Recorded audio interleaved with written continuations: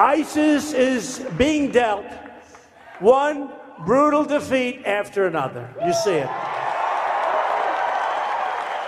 Not only are we defeating these killers, these savage killers, horrible, horrible, you don't even want to say people, over there, but we sure as hell don't want them to come over here. I'm sorry. I'm sorry. You know, they come back to some countries and they come in. We're making it a very difficult process. We had such weakness. They go out, kill people, then they come back and they go back home to mom and dad.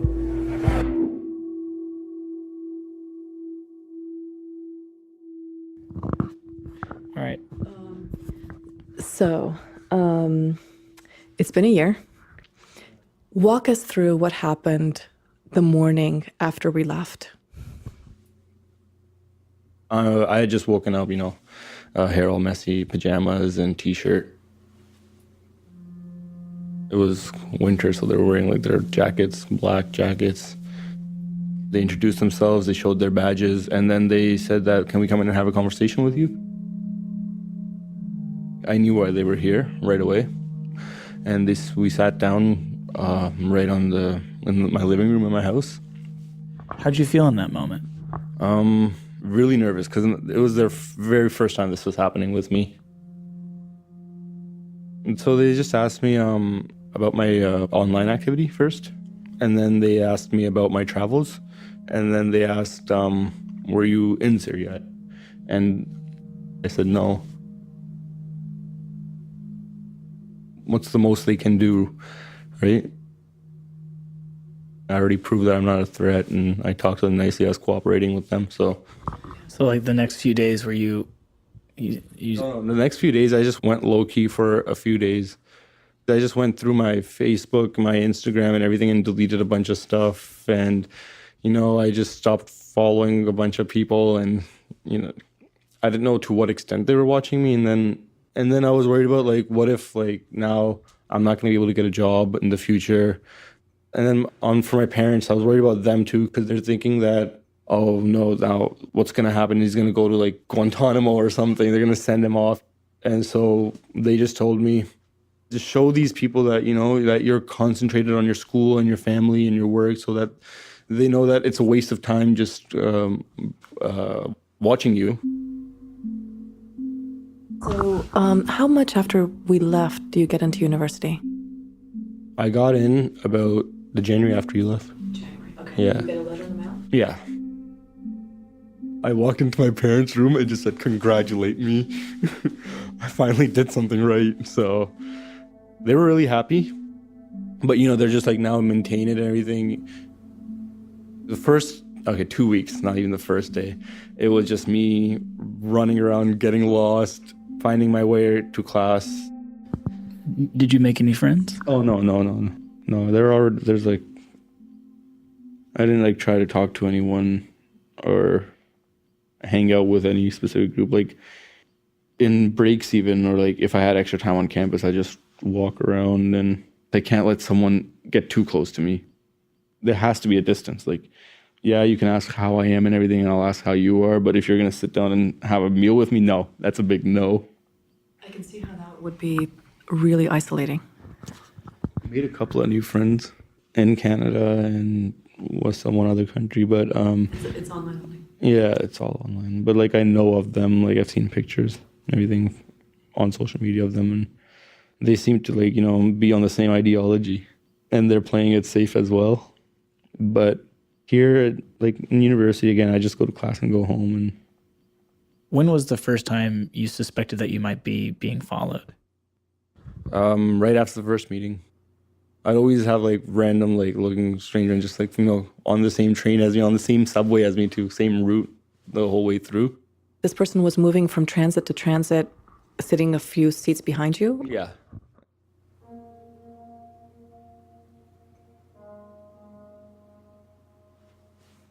And then CSIS came on their second visit.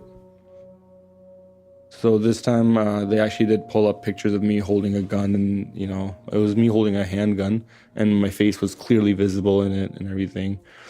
This is a picture that somebody took in Syria of you? Yeah. So it's just me holding a gun, facing my back towards the camera, but looking back like that, and then I just have the gun up like that. So it's that was kind of shocking how they came across that.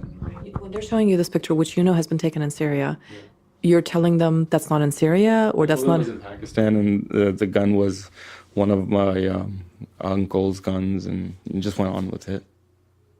And then I told them also that I wasn't with ISIS, I was with the Tablighi Jamaat instead, and we'd just go around in Pakistan on motorcycles, and I went along. I told them the whole entire thing, and then they're like, he was clearly pissed off. Like, he was pissed off because he knew you were lying to him? Yeah.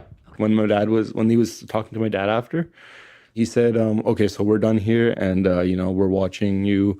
We have everything on file and record. So second meeting, you're insisting that you did some humanitarian work. Yeah, and just, I mingled with the mingled with them. Yeah. But you were maintaining that you'd never been to Syria. Yeah, I maintained that.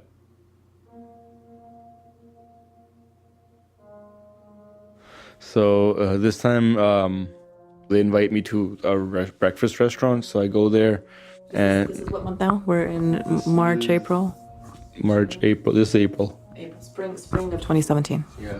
I'm like dressed up and everything. And then they asked me how's everything going and everything. And they're like, so we just have some new information, and now you can come clean about where you had been and what you have been doing and your role, essentially, in the past few years. I'm like, you know what? I don't have to say anything. I can walk out of here. They're like, yeah, you can walk out of here if you want. And I'm like, I can keep denying it, and you had no way to prove it. They're like, you're just going to dig yourself a bigger and bigger hole if you just keep lying to us like this. Just tell the truth once, and then we can see what we can do to help you. We're not here to get you in trouble. We just want to know if you're a threat and where your mindset is at and everything. Just come clean, and it'll be easier. So I'm like, okay. So this is what happened. I did cross the border. And then they're like, okay, so start from the beginning. So how did this all happen?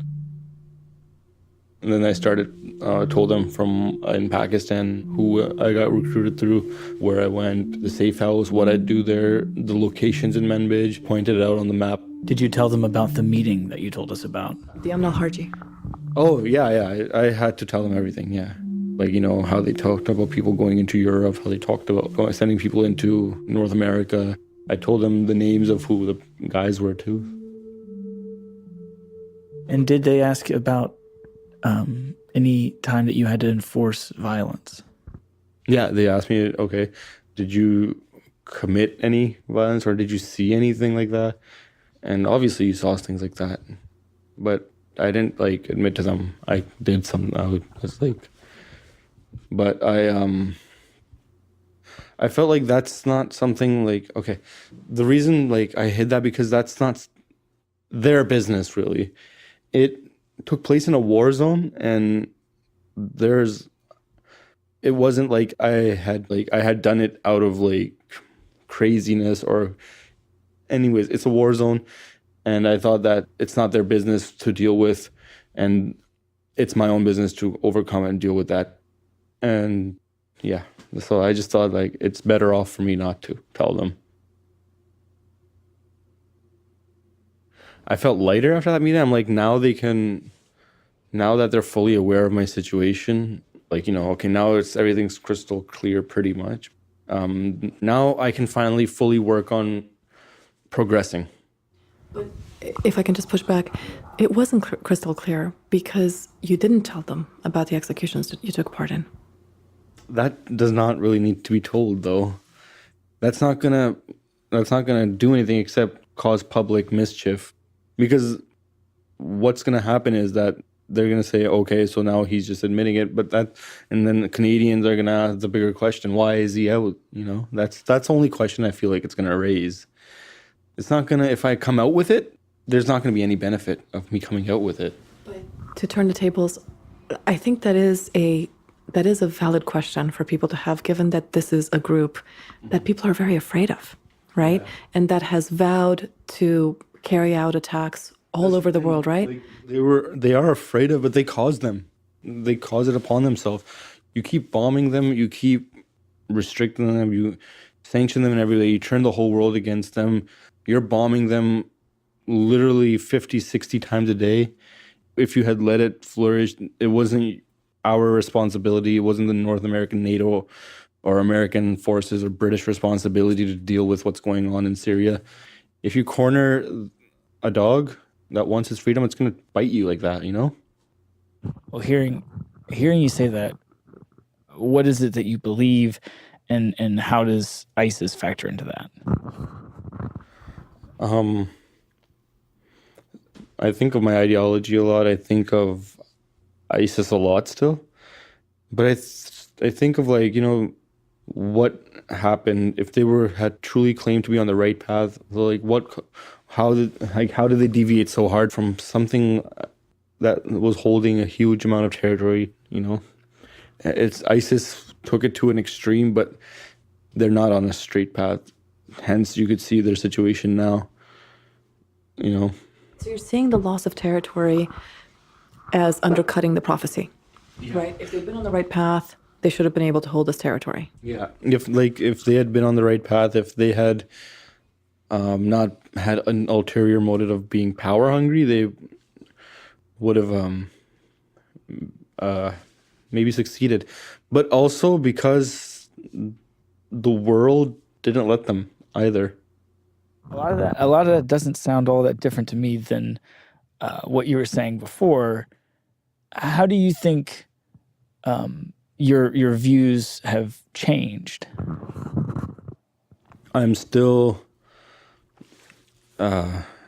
working on fixing my ideology. Like I said, I'm still a student, still learning every day from it. Okay. That's a really hard question on what's changed. Because that I'm able to, like, clear up my worldviews more and try to put it through a filter at least, or be more accepting of, like, you know, other things, looking at things with a critical eye. Like, you don't have to worry about the violence part. That's not going to happen. Not ever. At least unless I'm in the proper time and place for it, right? At the battlefield.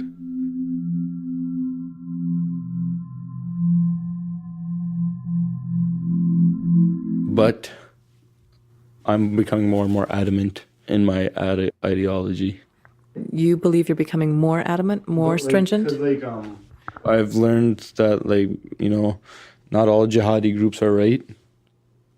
They're just groups. There is an ideology, though, that you should be following. The ideology of the truth, meaning that should be your faith. And you should be make your life goal, not dying or sacrificing yourself for battle, but to have enough knowledge so that when you are on the battlefield, you can know why you're there, fully why you're there, you know? What about in terms of the us versus them? Like, in your ideology, right now at this moment, who do you think of as the us, and who's the them? The us is according to the hadith, it's Ahl Sunnah wal Jama'ah.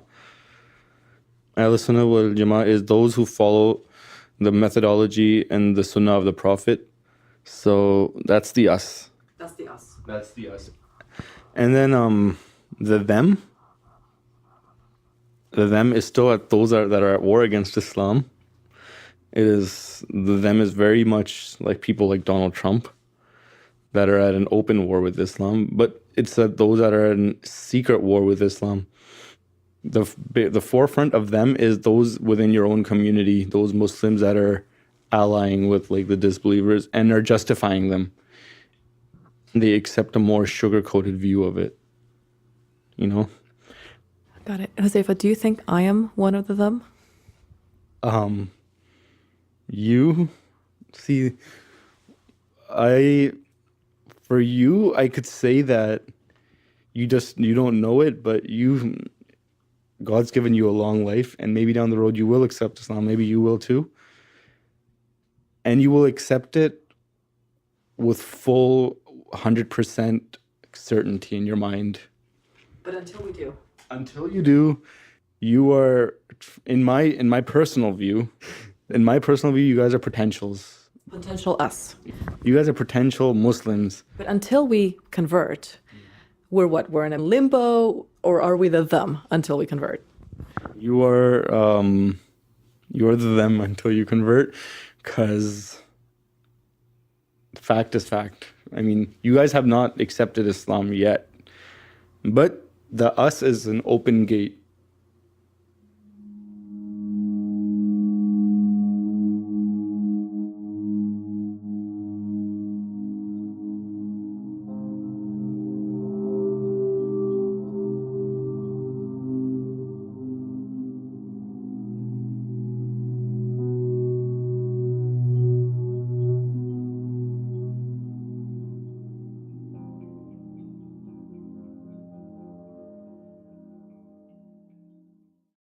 I'm Michelle Goldberg. I'm Ross Douthat. And I'm David Leonhardt. We're the hosts of The Argument, a new podcast from the New York Times opinion section. These days, it's more important than ever to listen to people who disagree with you. Maybe they'll teach you something new. Or maybe they'll just teach you how to beat them. So listen to The Argument from the New York Times. Subscribe on Apple Podcasts or wherever you like to listen.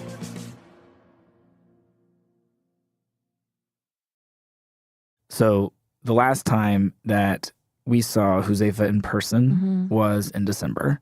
Right. And since then, it's still unclear what the true story is of the Canadian known as Abu Huzaifa al-Kanadi and the his story has gotten more attention. Yeah. In a recent New York Times podcast, he admitted to killing 2 men. Huzaifa described taking part in a kind of execution of men who resisted ISIS. Including among some lawmakers in Canada's House of Commons. Canadians deserve more answers from this government. Absolutely. Why aren't they doing something about this despicable animal? The Prime Minister finally take action, put public safety first, and arrest this terrorist. Honorable Minister of Public Safety.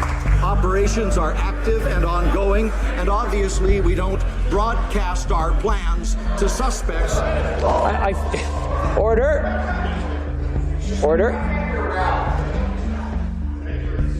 Okay, order. Could you just give me an update? What is going on with Josefa as of right now, June 2018? Right. So I'm still talking to him.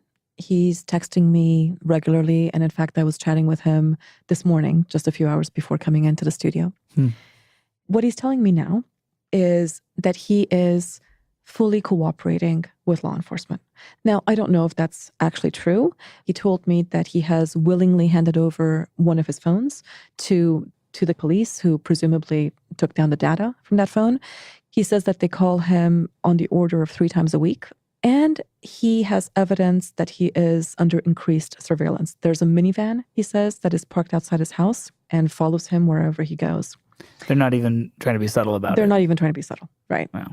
But I also know that the counselor that we introduced him to has essentially given up.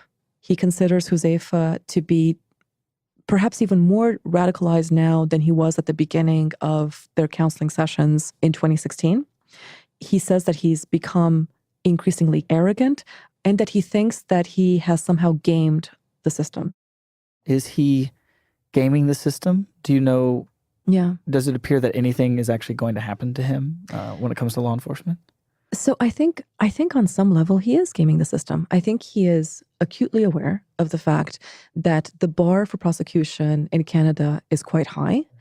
Now, let's say a witness somehow manages to leave Syria and makes their way, to Europe or to North America and is willing to testify against him, then perhaps he would be facing serious charges that could end up putting him in prison for perhaps most of his life. The problem, though, is unless you put these people away for life, jails in general turn out to be a vector in the radicalization. People come out of jails more radicalized than they were before, and also smarter about how to carry out crimes because they have now been rubbing elbows with fellow extremists. Right. But more likely than not, from everything I know, Canada does not have the evidence to put somebody like Huzaifa away. And that's where Canada finds itself in the same situation as pretty much every Western democracy. We know that around 40,000 foreign fighters went to join ISIS. And according to a recent report by the Sufan Group, 5,600 of them have returned home. 5,600 Huzaifas are... You're saying these are people who went to Syria, received training, were part of the Caliphate, and have somehow they're back. And they're back, right? Of course, it includes women and children, but they're back.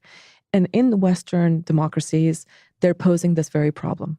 Given that there is so little forensic data to be had, they're not able to put them away. So Canada is experimenting with something called a peace bond. Could you just say more about what that would be like for someone like Huzaifa? So let's say Huzaifa was to be charged with one of these peace bonds. What it would look like is that he would, number one, still be allowed to live at home. He'd still be in the general population, but he would have a series of pretty serious restrictions. He would possibly have to wear an ankle bracelet. He might need to give up internet, and he most likely will have to check in with law enforcement at regular intervals. Basically, the prosecution is identifying him as somebody that they think could be a future threat. And so does it seem likely that that's what he's going to get? So they haven't issued a peace bond. And frankly, that's puzzling. We don't really know why, right? One theory I've heard is that when a peace bond is registered, the real name of the suspect becomes public. It would mean that Huzaifa's identity is out, would be revealed.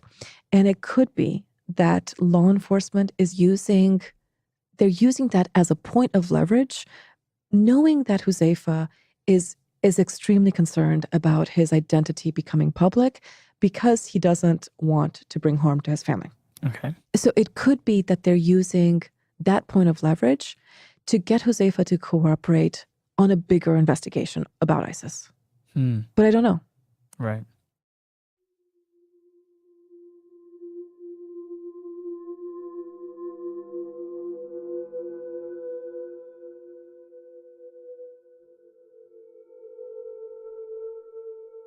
What about ISIS?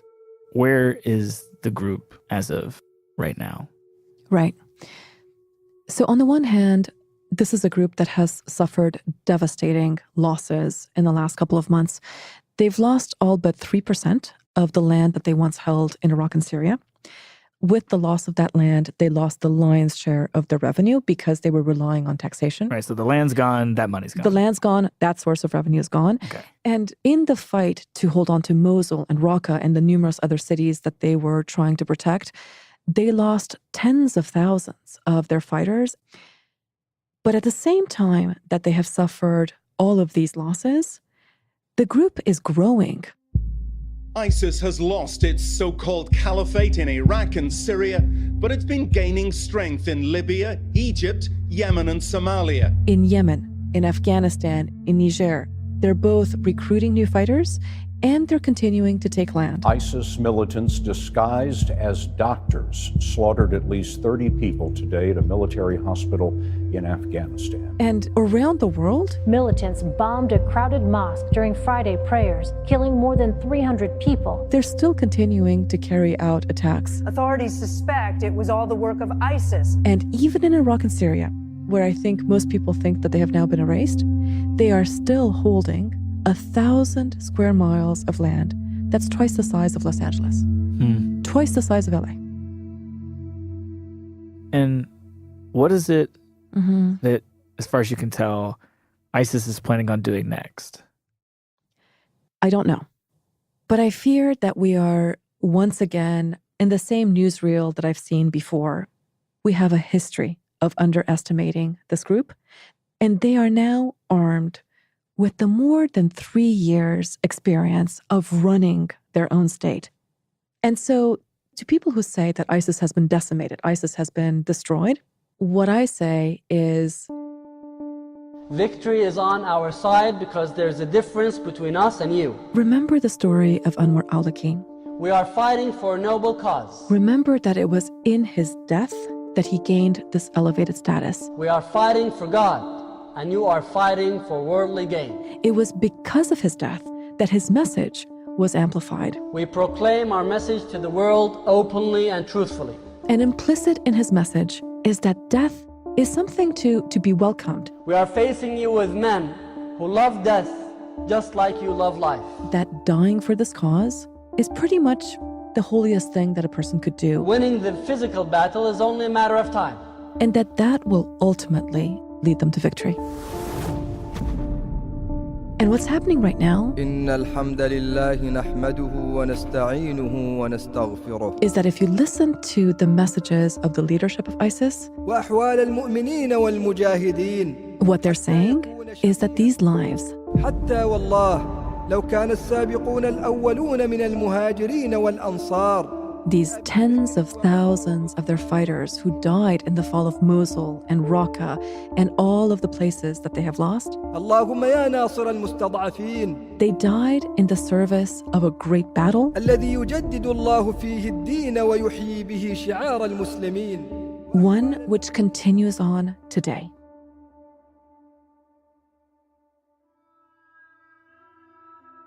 And that message is going out all over the world, not just to the committed ideologues, but it's going out to all of those people who feel disconnected from their communities, who are looking for a sense of meaning, a sense of purpose, and a sense of belonging.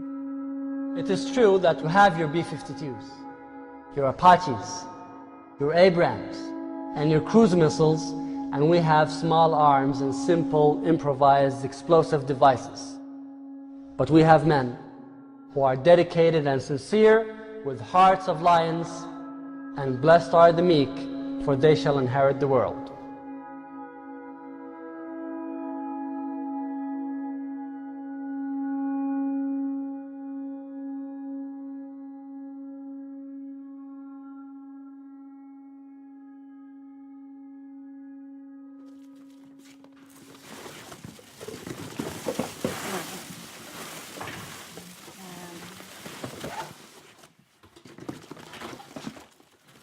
So could you just walk me through what it is you're doing right now? So I'm packing up right now the documents that we found, because today they're going to a high-end scanner where they're going to be digitized. And after that, we're going to basically preserve these documents and share them with the public. And the originals are going to go to the Iraqi embassy.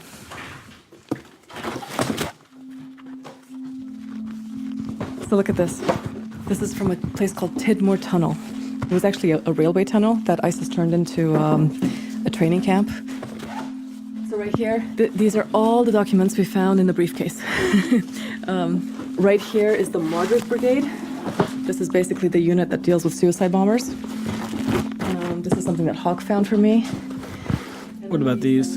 So these are the very first set of documents that I found in a village outside of Mosul called Omar Khan.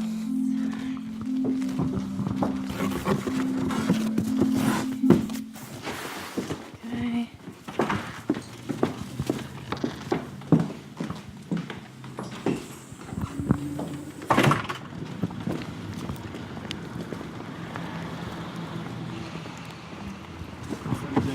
Hi, Abdul Jabbar. How are you? Nice to see you. Okay. Hello. Good to see you. How are you? Okay. You? Yeah, I'm doing good. All right. So you're going to go with the documents? I'm going to go with the documents. And I want to go make sure that they get there in one piece and say goodbye. Say goodbye to the documents. Say goodbye to the documents.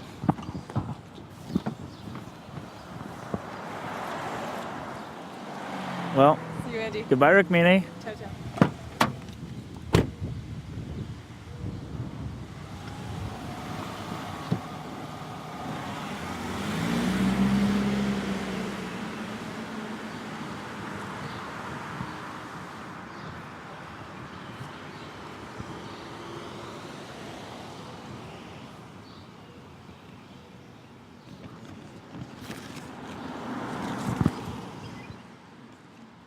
The show was produced by me, Andy Mills, and reported by Rukmini Kalamaki and me.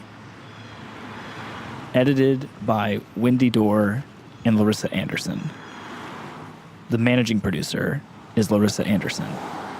The associate producer is Astha Chaturvedi. The technical director is Brad Fisher. Music by William Bertel, Nate Hendricks, Cliff Martinez, Brad Fisher, Taku Sugimoto, David Wingo, and me. Lisa Tobin is the executive producer for New York Times Audio. Samantha Hennig is the editorial director. Sam Dolnick is the assistant managing editor. And thank you to Michael Slackman, Abu Malik,